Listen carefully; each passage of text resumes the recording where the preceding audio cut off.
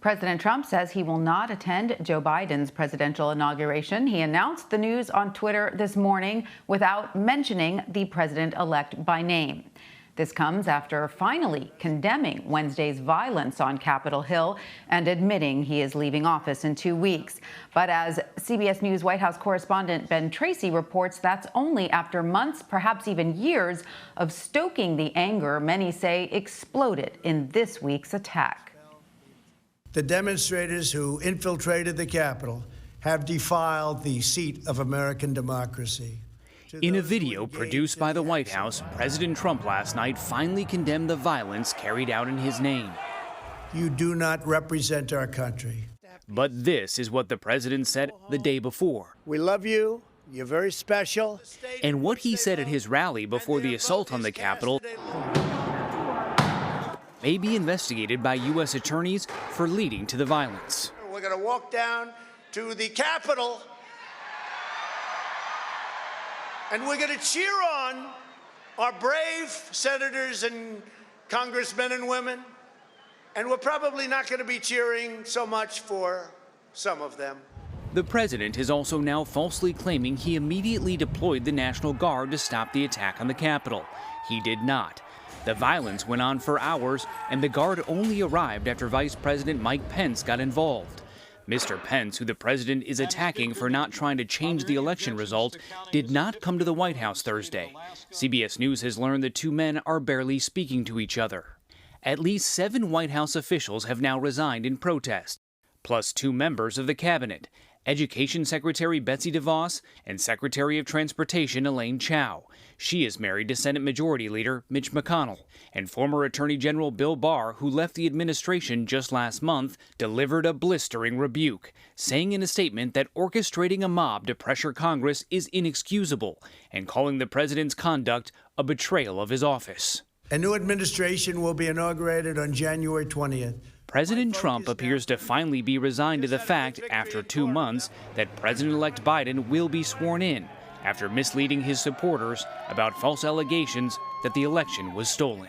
My focus now turns to ensuring a smooth, orderly, and seamless transition of power.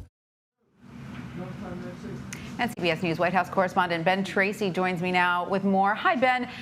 Put this into perspective for us. How unusual is it for an American president to skip the inauguration of their successor? It's very unusual. It's only happened 3 times in American history, and the last time was 152 years ago. You got to go all the way back to Andrew Johnson when he skipped the inauguration of Ulysses S. Grant in 1869. So this is not something that we have seen a lot of. There are some parallels to the Johnson case, actually. The 2 men, Johnson and Grant, they hated each other. Johnson was an impeached president, so you do see some similarities there. However, in recent history, this is just unheard of. And think back to the last time we went through this 4 years ago. You had the sitting president, Barack Obama, who invited Donald Trump here to the White House and then rode with him in a limousine to the Capitol, even though almost President Trump at that point had spent years trying to delegitimize President Obama. But President Trump making it very clear today on Twitter he does not intend to sit up there during the inauguration of his successor.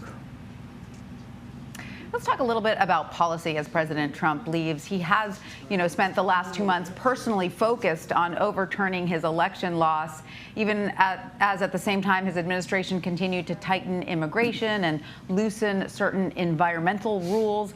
Do we know how Mr. Trump wants to use his final 2 weeks in office?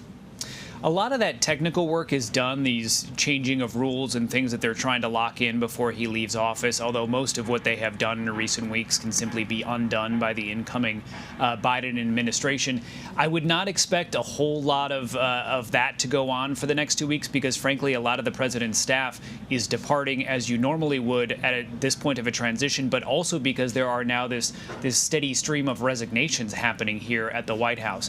So in terms of what the president may do, We should give the caveat that on any given day, we really have no idea what he's going to do. But there are some talk that he might go to the border wall down in Texas for one final domestic trip next week. But you should expect some pardons. He still has that power. And you should also expect him to continue to reward and award people that he cares about with the Presidential Medal of Freedom. One of those ceremonies is scheduled for this coming Monday, where he's going to give that to Congressman Jim Jordan, who's been a staunch supporter of the president on Capitol Hill. Besides that, expect a lot of tweets now that the president has his Twitter feed back and working. And so, Ben, with this public admission that his time in office is ending, the election does still appear to be a sore spot for the president. Do we know anything more about his future political plans? Well, the president said in his video message that he's committed to this smooth transition of power. So we'll have to see how that plays out in the coming days, if that was just a one-off speech or if the president is really committed to that. But after he leaves here, I think it's really a wild card now. There was a lot of speculation that the president would go down to Florida either the day of the inauguration or the day before and hold a big rally and perhaps even announce that he's going to run again for 2024, or at least tease that pretty heavily. I think the events the last 48 hours have changed things dramatically. He is now becoming increasingly toxic in his own party. We're actually seeing pushback online from his own supporters who think that he has now thrown them under the bus with that video message that he put out last night, basically condemning what they did, even though he's the one who kind of instigated a lot of that. So I think we have to see what happens in the next couple of days to really know what his political future is. He did leave the door wide open. He said at the end of that message that our incredible journey has just begun. So I don't think he intends to go down to Mar-a-Lago and lock himself away and just play golf for the next couple of years. I think he plans to try to remain relevant. The question is whether or not he can. Right. All right. Well, Ben Tracy at the White House, thank you so much. Thanks.